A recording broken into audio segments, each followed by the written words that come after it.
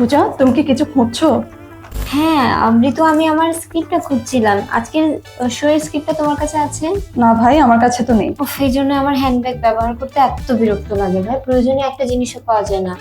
এত আফসোস লাগে, মনে হয় ছেলেদের পোশাকের মধ্যে যদি আমাদের মেয়েদের পোশাকেও পকেটের ব্যবহার করা হতো, তাহলে আমরা খুব সহজেই আমাদের প্রয়োজনীয় জিনিসগুলো পকেটে রাখতে পারতাম। কিন্তু মজার ব্যাপার কি জানো, এই পকেট থেকে কিন্তু হ্যান্ডব্যাগের উৎপত্তি হয়েছিল।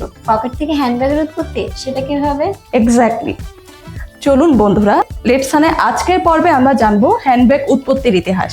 একটা সময় ছিল যখন মেয়েরা তাদের স্কার্টে পুরুষদের পোশাকের মতো পকেট ব্যবহার করত, এবং সে পকেট একেবারে ভিন্ন রকমের ছিল। এটা কি ঠিক সেই রকম না, যেমনটি আমরা মেয়েরা বিভিন্ন সাইজের ব্যাগ ব্যবহার করে থাকি?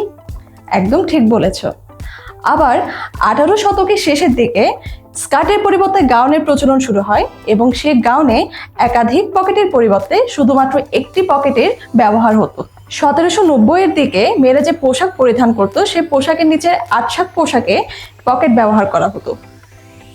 আশার পোশাকে পকেট, তাদের অস্বস্তি লাগতো না? হ্যাঁ, এই অস্বস্তি থেকে মুক্তি পাওয়ার জন্যই হ্যান্ডব্যাগের উৎপত্তি হয়েছিল।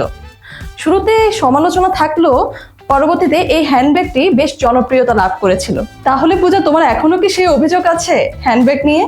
ভাই, আমি তো পকেটের পক্ষে ছিলাম, পকেটের পক্ষে আছি, পকেটই আমার জন্য বেস্ট।